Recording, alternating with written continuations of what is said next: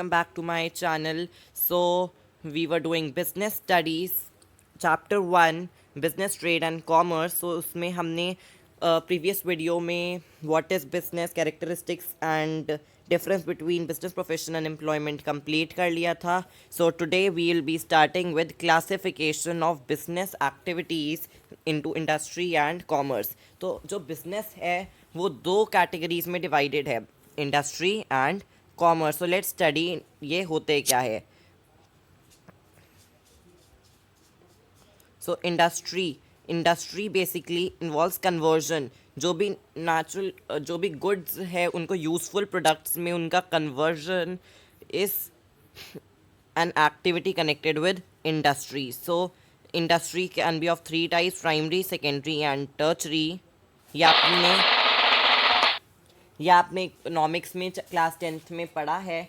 Social science में what are primary, secondary, tertiary sectors of Indian economy. तो primary industry, वो इसमें हम जो भी है नेचुरल रिसोर्सेज से रिलेटेड होता है उसमें डील करते हैं. तो नेचुरल रिसोर्सेज को एक्सट्रैक्ट करना या उनकी प्रोडक्शन या उनको बढ़ाना, reproduction of certain species of plants and animals.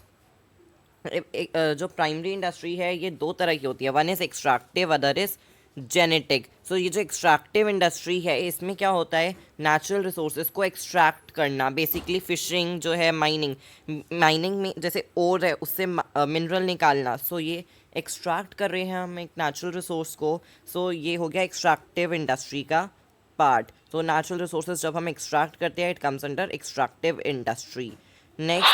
Next type of primary industry is genetic. Genetic में certain species of plants and animals are multiplied and reproduced. Basically इसमें आपके सारे पोल्ट्री फार्म्स, एनिमल हस्बेंड्री वगैरह आ जाता है. जब हम animals या प्लांट्स की कुछ स्पीशीज़ को रिप्रोड्यूस करवा रहे हैं और उनके मतलब डिज़ायर्ड कैरेक्टरिस्टिक्स जो है वो हमें चाहिए, उनको हम फिर अपने बिजनेस वगैरह में कुछ यूज़ कर रहे हैं. जैसे कि ये जो हमें मीट एग्स मिले इनको हम सेल कर सकते हैं to earn money. Okay, so genetic industry, जैसे अगर मैं आपको एक एग्जांपल दूं कि फिशिंग जो है वो एक्सट्रैक्टिव इंडस्ट्री का पार्ट है, क्योंकि डायरेक्टली जो नेचुरल वाटर बॉडी है उसमें से हम फिशेस एक्सट्रैक्ट कर रहे हैं. So we are using it directly extracting natural resources, तो वो एक्सट्रैक्टिव इंडस्ट्री है. लेकिन मैं बोलूँ अगर फिश ब्रीडिंग, तो fish breeding will come under genetic industry, क्योंकि फ़िश की सर्टन स्पीशीज़ को हम रिप्रोड्यूस करवा रहे हैं और उनका नंबर बढ़ा रहे हैं. So coming to next is secondary industry. Secondary industry में क्या होता है कि जो नेचुरल रिसोर्सेज थे उनको प्रोसेस करना और उनको एक डिज़ायरेबल फॉर्म में कन्वर्ट करना, ताकि जो वो नेचुरल रिसोर्सेज है मतलब वो हमारी यूजेबल, जैसे हम जाके कोल वगैरह तो नहीं खरीदते ना डायरेक्ट, हम कोई शुगर केन डायरेक्ट नहीं खरीदते, वी परचेज शुगर. तो इस फॉर्म में कन्वर्ट करना ये काम होता है सेकेंडरी इंडस्ट्री का. अब सेकेंडरी इंडस्ट्री के अंदर दो तरह की इंडस्ट्रीज आती है, मैन्युफैक्चरिंग एंड कंस्ट्रक्शन. कंस्ट्रक्शन में तो बेसिकली जो रोड्स, ब्रिजेस वगैरह है वो सब कंस्ट्रक्ट करना. I will show you one more notes, just a second. ये पूरा जो फ्लो चार्ट है ये एनसीईआरटी बुक में है. मैंने आपको बताया कि for business studies I am referring NCERT book, and हमें ये पूरा फ्लो चार्ट डिस्कस करना है. तो बिजनेस, इंडस्ट्री एंड कॉमर्स. अब इंडस्ट्री प्राइमरी, सेकेंडरी, टर्चरी. तो प्राइमरी मैंने आपको बता दिया एक्सट्रैक्टिव, जेनेटिक हो सकती है. देन अब सेकेंडरी इंडस्ट्री दो तरह की होती है, मैन्युफैक्चरिंग एंड कंस्ट्रक्शन. कंस्ट्रक्शन तो मैंने आपको बताया कि कंस्ट्रक्ट करना कुछ जो है जैसे रोड्स, ब्रिजेस वगैरह वो सब आ जाता है कंस्ट्रक्शन इंडस्ट्री में, ठीक है. And then we have manufacturing industry. Manufacturing industry creates form utilities. This is important. Basically raw materials को प्रोसेस करके एक फॉर्म यूटिलिटी बनाना, फिनिश्ड गुड्स में उनको कन्वर्ट करना. This is the main job of manufacturing industry. Manufacturing industry की further 4 categories है. One is analytical. Analytical में सेपरेट करते हैं हम एक डिफरेंट एलिमेंट्स को सेम मटेरियल में से. जैसे क्रूड ऑयल है, उसी में से बड़े सारे जो आपके प्रोडक्ट्स निकलते हैं, पेट्रोलियम प्रोडक्ट्स वगैरह, उन सबको हम सेपरेट आउट करते हैं. वो काम है एनालिटिकल इंडस्ट्री का. Then synthetical industry. Synthetical industry बहुत सारे इंग्रेडिएंट्स को मिक्स करके एक नया प्रोडक्ट बनाते हैं, जैसे सीमेंट के केस में होता है। प्रोसेसिंग इंडस्ट्री में बहुत सारी स्टेजेस होती है मैन्युफैक्चरिंग के लिए, जैसे शुगर और पेपर, बहुत सारी स्टेजेस से पास करना होता है good final manufactured finished good produce करने के लिए। And coming to assembling industry assembles different component parts to make a new product, as in the case of television. जैसे ये सारे इलेक्ट्रॉनिक डिवाइसेस है, टेलीविजन, कार, कंप्यूटर। आपको पता है कंप्यूटर में इतने सारे डिवाइसेस है, सीपीयू है, मॉनिटर है और माउस, इतने सारे डिवाइसेस हैं। इंडिविजुअल कंपोनेंट्स को असेंबल करके जो है पूरा फिनिश्ड कंप्यूटर बनाए। अब आप बोलोगे कि सिंथेटिकल और असेंबलिंग तो थोड़े सेम है, बट ये सेम नहीं है। सिंथेटिकल में कंबाइंस वेरियस इंग्रेडिएंट्स, मींस हम फाइनली सीमेंट के रॉ मटेरियल्स को आप अलग अलग नहीं कर सकते, लेकिन जो कंप्यूटर है उसका सीपीयू, मॉनिटर, वो हमें अलग अलग उनकी इंडिविजुअल एग्जिस्टेंस आइडेंटिटी अभी भी रह गई फिनिश्ड कंप्यूटर बनने के बाद भी। ओके, सो एनालिटिकल में सेपरेट आउट करते हैं, सिंथेटिक में बड़े सारे इंग्रेडिएंट्स को मिक्स कर देते हैं और एक नया ही प्रोडक्ट बन जाता है। असेंबलिंग में सिर्फ असेंबल कर रहे हैं, मीन्स पोजीशन उनको अप्रोप्रिएट स्पेसिफिक असाइंड पोजीशंस पे लगा के फिनिश्ड प्रोडक्ट बन रहा है। एंड प्रोसेसिंग इंडस्ट्री में जो है बहुत सारी स्टेजेस से पास करते हैं रॉ मटेरियल को, तब वो फिनिश्ड प्रोडक्ट जो है वो हमारा बनता है। ठीक है, कंस्ट्रक्शन इंडस्ट्रीज़ में हमने कर लिया है कवर ब्रिजेस इंडस्ट्रीज, और इनके लिए special engineering and architectural skills required होती है। Next coming to tertiary industries. अब टर्चरी इंडस्ट्रीज बेसिकली इनमें कोई भी गुड्स प्रोड्यूस नहीं होते, दीज आर सर्विस। इनको सर्विस इंडस्ट्री सर्विस प्रोवाइड करती है ये, ठीक है, which are very very important. Primary secondary industries को, जैसे कि अगर गुड्स प्रोड्यूस हुए, गुड्स को ट्रांसपोर्ट करना है, तो ये एक ट्रांसपोर्टेशन टर्चरी इंडस्ट्री के अंदर आएगा। बैंकिंग, फाइनेंस, ये सारी जो है all these come under tertiary industries.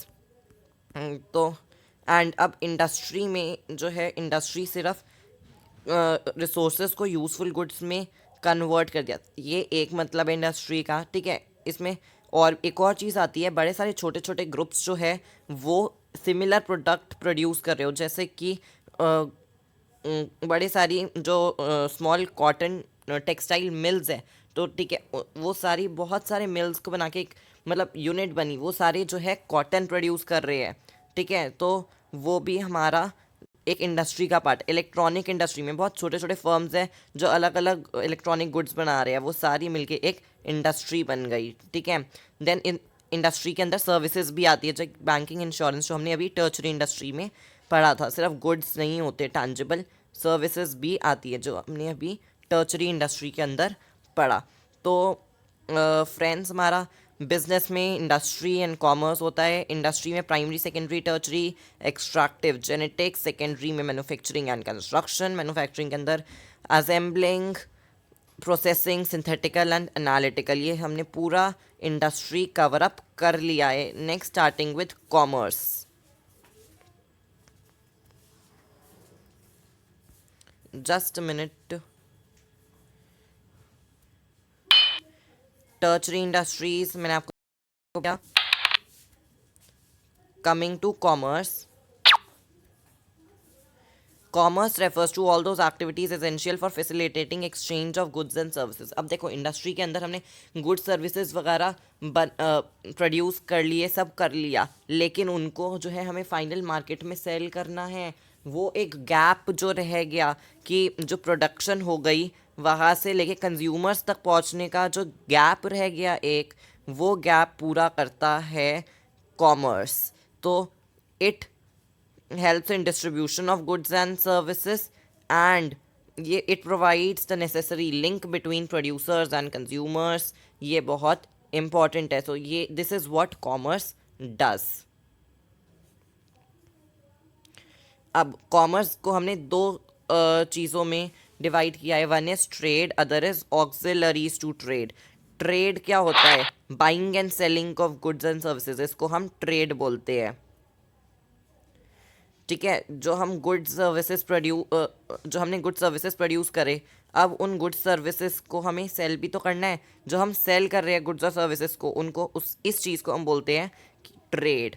Trade अब दो तरह का हो सकता है, इंटरनल और एक्सटर्नल। इंटरनल वो होता है जो हमारी कंट्री के जोग्राफिकल बाउंड्री के अंदर ही चल रहा है। जैसे कि इफ़ आई एम इन दिल्ली, मेरे को कुछ अपना ट्रेड करना है मुंबई में, तो Mumbai that will be internal trade, ठीक है, with in the geographical boundary. Internal trade जो हमारे यहाँ आसपास चल रहा है, ये भी आपको पता है दो तरह का हो सकता है, होलसेल एंड रिटेल। होलसेल जो बहुत बल्क में सामान परचेज करते हैं और बेचते हैं, जो होलसेल मार्केट्स जैसे ज़ाद मार्केट वगैरह है, वो सब होलसेल मार्केट्स है। Then coming to retail, retail जो छोटे छोटे शॉप्स वगैरह है हमारे आसपास में, हमारे नेबरहुड में, कॉम्प्लेक्स में, बेसिकली जो शॉप्स होती है छोटी, जो इतना ज़्यादा बल्क में नहीं सामान बेचते। जैसे आपको अगर एक पेन लाना है तो आप एक दो पेन लेके आओगे, आप पूरा स्टॉक नहीं लेके आओगे बहुत ज़्यादा कि आप 400-500 पेन अपने पास रख रहे हो। सो रिटेल ट्रेड जो छोटी क्वांटिटीज़ में हम लोग कर रहे हैं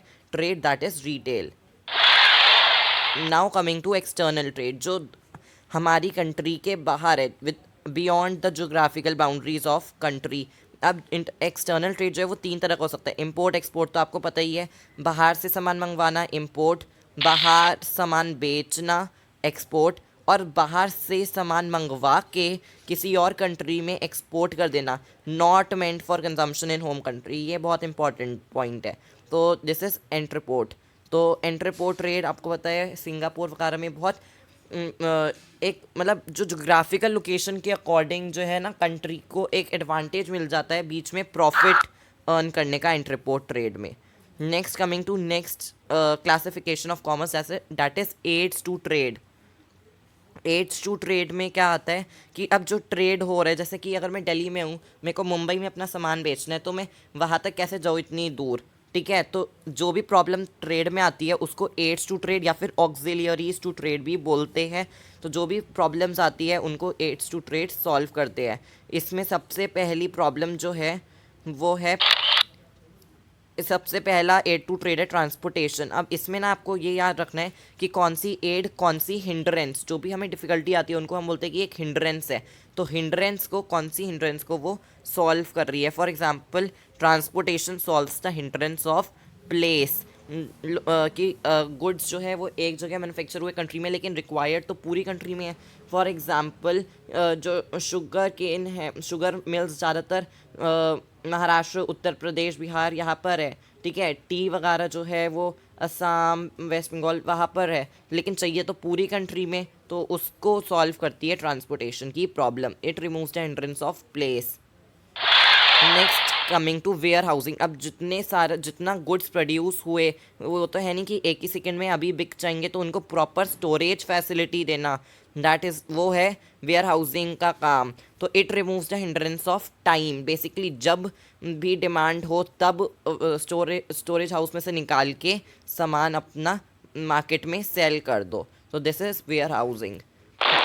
इंश्योरेंस, इंश्योरेंस अब बिजनेस में आपको पता है बहुत रिस्क हो सकता है, फायर हो गई, थेफ्ट हो गया, एक्सीडेंट्स। आजकल लोगों का भी इंश्योरेंस होता है, राइट, जो हम लोग अपने हेल्थ इंश्योरेंस लेते हैं। तो इंश्योरेंस एक सेफ्टी के लिए है, ताकि अगर कुछ हो जाए तो हमें अपना पैसा मिल जाए, ठीक है। हम वहाँ पे अगर हम उस टाइम पे इतना पैसा मतलब हमारे पास नहीं हो कि हम अपना इलाज करवा ले, तो हमें इंश्योरेंस में से पूरा थोड़ा वो जो है क्लेम हमें मिल जाता है। तो इंश्योरेंस, गुड्स का इंश्योरेंस हो सकता है नेचुरल क्लैमिटी वगैरह से प्रोटेक्ट करने के लिए।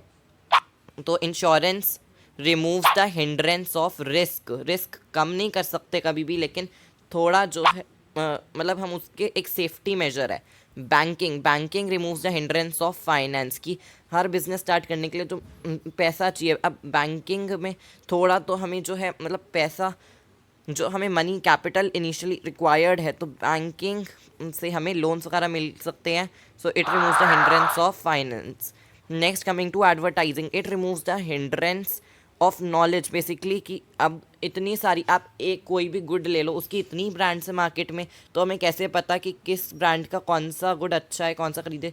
तो बेसिकली एक तरीका है ये टू ऑफ प्रोड्यूसर्स जिससे कंज्यूमर्स तक रीच कर सकते हैं और उनको बता सकते हैं कि कौन सा ब्रांड का, हमारे ब्रांड का लो हमारा अच्छा है। So that is all for today. So हमने बहुत इम्पॉर्टेंट टॉपिक्स जो है ये सारा पूरा फ्लो चार्ट कवर कर लिया है। आप इसको एनसीईआरटी बुक में से ज़रूर रीड करिए।